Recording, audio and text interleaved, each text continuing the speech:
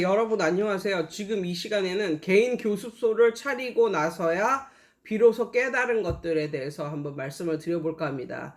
선생님들이 가장 그 가슴 아파하고 심지어 분하게 여기고 정말 막 heartbreak 되는 그런 것 중에 하나가 뭐냐면 이런 거죠. 지질이 공부 못하는 애, 내 한 몸 다 바쳐서 열심히 가르쳐 놓고, 성적도 진짜 완전히 비약적으로 이렇게 성적도 향상이 됐는데, 끊는 아이들, 학원을 끊는 아이들, 교습소를 끊는 아이들, 뭐 과외를 끊는 아이들, 그런 애들이 생겼을 때 선생님들은 굉장히 절망을 하죠. 절망을 하다 못해 막 분노가 치밀어 오르고 뭐 이러잖아요. 근데 세상을 살다 보면요. 아이들 가르치는 데 있어서도 열심히 가르쳐 주는 것만이 다가 아니더라고요.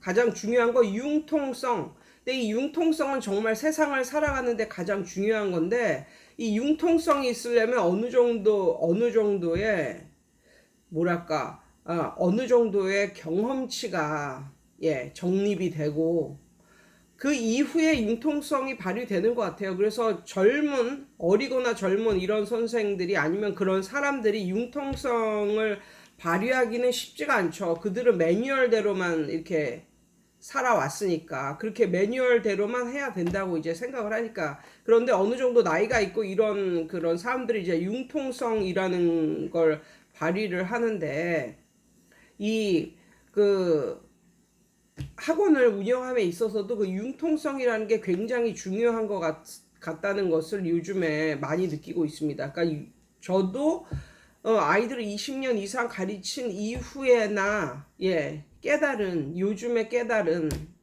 뭐 요즘 아니면 최근 1, 2년 사이, 뭐 3, 4년 사이 그 정도나 돼서나 깨달은 내용이에요. 그러니까는 그 선생님들이 이 한 몸 다 바쳐 막 토요일, 일요일에도 나와서 애들 가르치고 막 그냥 이렇게 해가지고 공부 지지리도 못하는 애들을 완전히 상위권으로 만들어 놓고 이러면 너무너무 뿌듯하죠. 너무너무 뿌듯하고 좋죠. 그런데 나한테 감사하다고 말은 못할 망정 학원을 그만두는 애들이 있잖아요. 그럴 때 선생님들 너무 분노를 하고 막 절망을 느끼고 막 분노를 느끼고 막 이러는데, 저도 그 예전에 막 똘똘하고 정말 공부 잘하고 막 이런 애들 가르칠 때는 그런 애들의 특징이 뭡니까? 그런 애들은요, 막 중요하다고 막 말을 하지 않고 그냥 거의 지나치는 말로 슬쩍 얘기해줘도 그걸 캐치하는 애들이 정말 공부 잘하고 그런 애들이에요. 근데 공부 못하는 애들은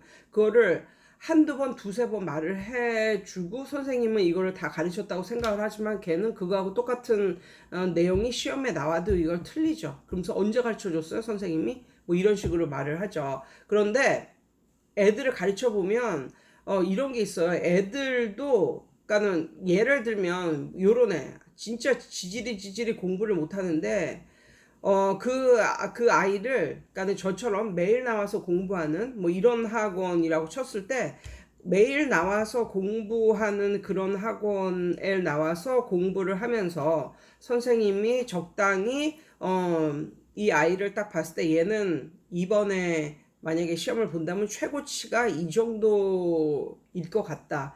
최고치를 이 정도는 뽑을 수 있겠다. 그렇지만 그 이상은 너무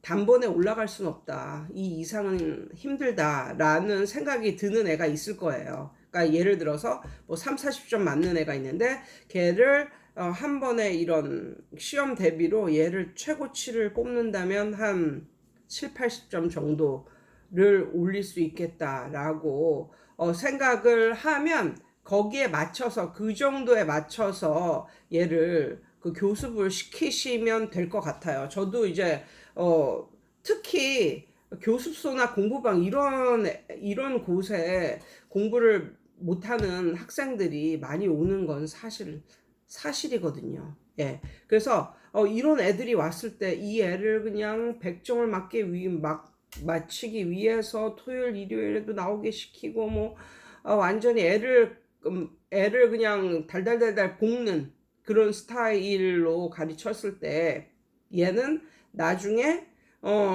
나중에 정말 얘로서는 받을 수 없는 그런 점수를 받았음에도 불구하고 나는 원래 이 과목에 완전히 흥미를 갖고 있는 사람도 아니고 그냥 엄마가 뭐 학원 보내가지고 다니는 거고 나는 사실 딴 거에 흥미가 있는 사람인데 이 과목에 막 내가 막 흥미를 느끼고 막 이런 사람도 아닌데 그렇게 해가지고 애를 거의 그렇게 그 선생님도 진짜 큰 노력을 하고 희생을 하는 거겠지만 애를 정말 다른 과목 공부할 시간도 없게 이렇게 달달달달 볶아서 그 한 과목만 쭉 올렸을 때 얘는 뭐 자기의 자신의 성적이 많이 올라가서 좋지만 그걸 다시 반복을 하자니 그거는 너무 끔찍한 경험인 거야. 그래서 싫다는 거죠. 그래서 많이 올랐음에도 불구하고 끊는 거죠. 그러니까 이런 학생들은 선생님도 그렇고 그 아이도 몇 점 정도면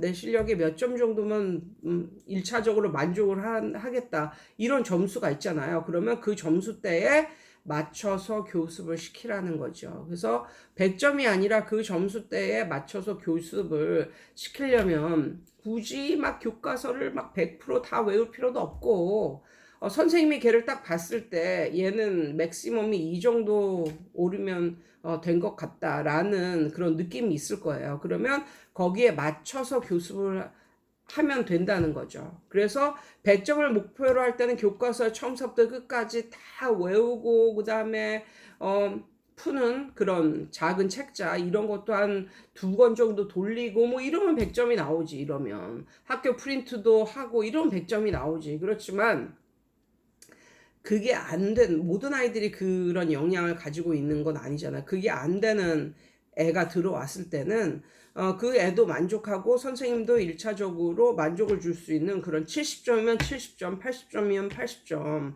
이 정도를 맞춰놓고 거기에 맞춰서, 애를 교습을 시켜라. 라는 말씀을 드리고 싶어요. 그리고 1차적으로 만약에 걔가 그렇게 됐다. 그 정도의 뭐 한 70점이면 70점, 80점이면 80점 이렇게 점수가 나왔다. 그리고 나서 선생님이 애하고 다시 한번 말을 해보는 거죠. 너 이 정도 이번에 이 정도 시험 대비해서 이렇게 점수가 나왔는데 어떻게 좀 더 높은 점수를 기대해 볼 수 있을까? 그렇게 하려면 좀 더 노력을 해야 되고, 네 시간과 노력이 좀 더 들어가야 되는데, 어떻게 생각해? 뭐 이런 식으로 애하고 상담을 통해서 얘가 이번을 계기로 좀 더 높은 성적을, 받기를 원하고, 만약에 그렇다, 그러면 좀 더 거기에서 다음번에는 좀 더, 그거보다는 뭐 5점이나 10점이라도 더 높은 그것을 향해서 나아가겠지만 이 학생이 만약에 이 과목에는 관심도 없거니와 다른 데에 스페셜티가 있는 학생이라면 예를 들어서 뭐 예체능 쪽에 이미 예체능 쪽으로 교습을 하고 있다거나 이쪽으로 가기 위해서 엄청나게 노력을 하고 있는 애라면 선생님 실력과 능력으로 최소한의 시간에 그 아이에게 맞는 그런 최대한의 그 효과를 내기 위해서 노력은 하겠지만 그 아이는 지금 그 시간 이상을 쏟아 부을 수도 없고, 다른 자기가 하는 일이 있으니까 그 이상의 시간을 쏟아 부을 수 없을 때는, 그것도 어느 정도 인정을 해주고 그 아이가 올린 그 성적을 유지하든가, 그 성적 정도를 유지하기 위해서 선생님이 코칭이나 티칭을 해주시면 되지. 아주 그냥 밑바닥에 있는 애를 이거를 100점을 마치겠다고 토요일 일요일에도 나오고 딴 시간에도 원래는 하고 끝나고 가는 시간이 있는데 그 시간을 생각 없이 붙잡아 놓고, 그러니까 이렇게 노력하는 선생님들의 노고 자체가 너무너무 훌륭합니다. 그런 노력 자체가 너무나 훌륭하신데요. 그리고 대부분 이게 큰 학원, 교육의 중심지 큰 학원에서는 누구나 다 100점을 목표로 그렇게 선생님들이 정말 열심히 노력해 주시고 그렇지만 간혹 가다가는 그 과목을 그렇게 잘 할 필요가 없는 애들도 있고, 그러니까는 뭐 최소의 시간을 들여서, 그러니까 예를 들면 매일매일 와서 그 시간에 와서 하고 가면서 80점을 맞는 것을 더 선호한다 이거죠. 월화수목금토일 나와가지고 진짜 막 하루 종일 막 있고 이러면서 나중에 90점 이상을 맞는 것보다는 매일매일 나와서 그 시간에 하고 가면서 80점을 맞는 걸 원하는 그런 학생들도 있다. 그런 학생들이 있을 수 있다. 그러면 그렇게 그냥 시험 과목에 그 한 과목만 있는 것도 아닌데 그렇게 쪼을 필요는 없다. 그러면 선생님도 그렇고 아이도 그렇고 둘 다 너무나 힘들다. 그렇게 되면 나중에 진짜 본인이 원하는 성적이 나왔다 할지라도 얘는 그만둔다. 그걸 다시 반복하고 싶지를 않거든요.